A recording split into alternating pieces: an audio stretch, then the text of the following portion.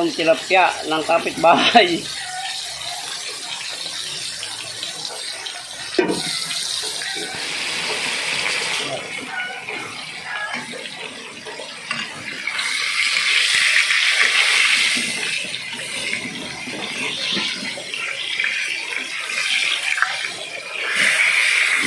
Ayan na po.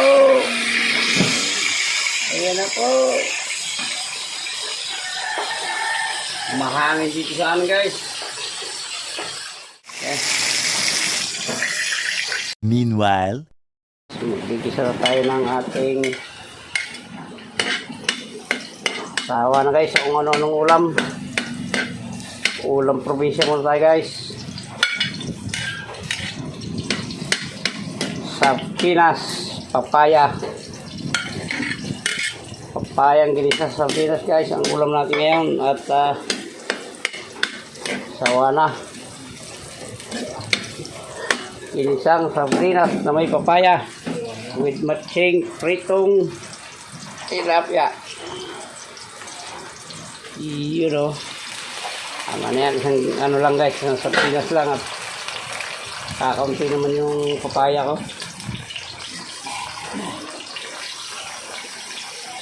Yan, kasabihan niya sa sardinas, hindi raw masarap pag hindi hinuhugasan. Yup.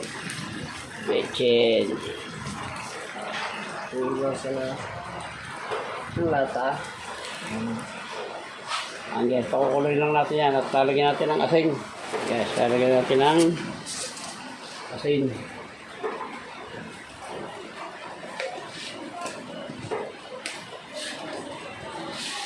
Awan pa ulit sa pinas naman may papaya.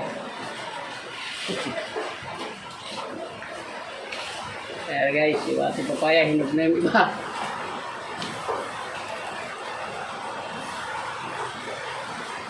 Ulam probinsya muna tayo ngayon, guys. Ginisang papaya sa sardinas ang menu natin.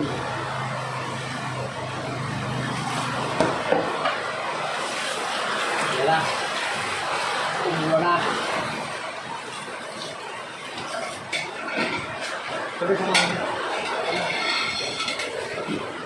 Halo-haloy lang natin ng kaunti at tatakpan natin, guys. Wala na tayong lalagay na ricado dyan. Okay. Yun na, yung nakita nyo, wala nang iba yan. Okay. Yun o. Lapit na siya, guys. Sandali na ito maluto. Mahinog na pati yung papaya. Pero matigas-tigas pa siguro ng konti pa. Titikman ko lang yung kanyang lasa. Ayan, okay na. Okay na yung alat. Okay na yung lasa. Tama na. Kaya lang medyo matigas pa. Ano tayo, guys, ngayon?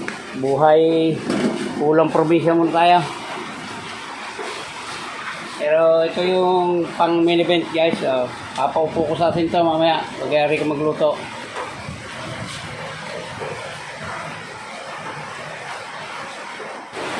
Ayan na, guys. Luto na ito. Malambot na ito. Ayan. Maraming salamat sa inyo sa panonood ng pagluluto ng papayang ginisa sa sardinas. Ayan, sobrang lakas ng ulan dito, guys. Ayan, hanggang dito lang po at babay na po. Mabuhay po kayo at mabuhay tayong lahat. Bye bye. I love you all.